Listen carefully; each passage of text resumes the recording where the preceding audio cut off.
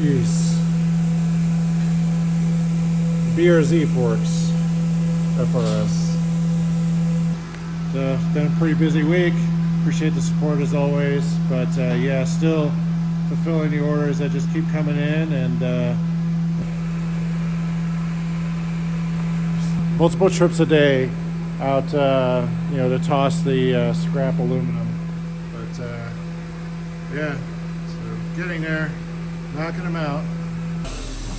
Jeez. I can let it kind of stack up in the back a little, but it starts to affect the cooling core. And it like creates more bubbles. It like for some reason it like agitates it more. Jeez, man, that's crazy. Well, there you go. So, from a solid block aluminum to this, that's what it takes. It's a lot of work.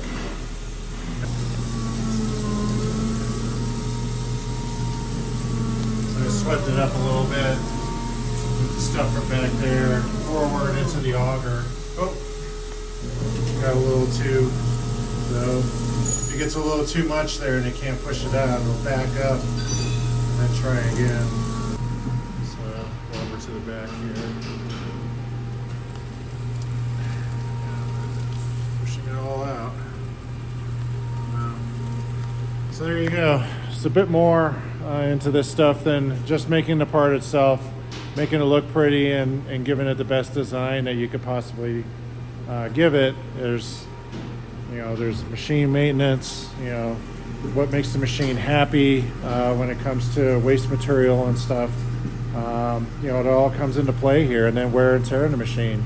You know, having to service this thing and make sure it's, you know, perfect all the time. So, but yeah.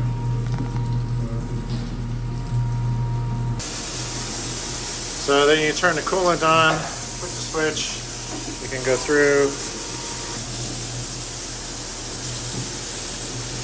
This is like end of day type stuff here.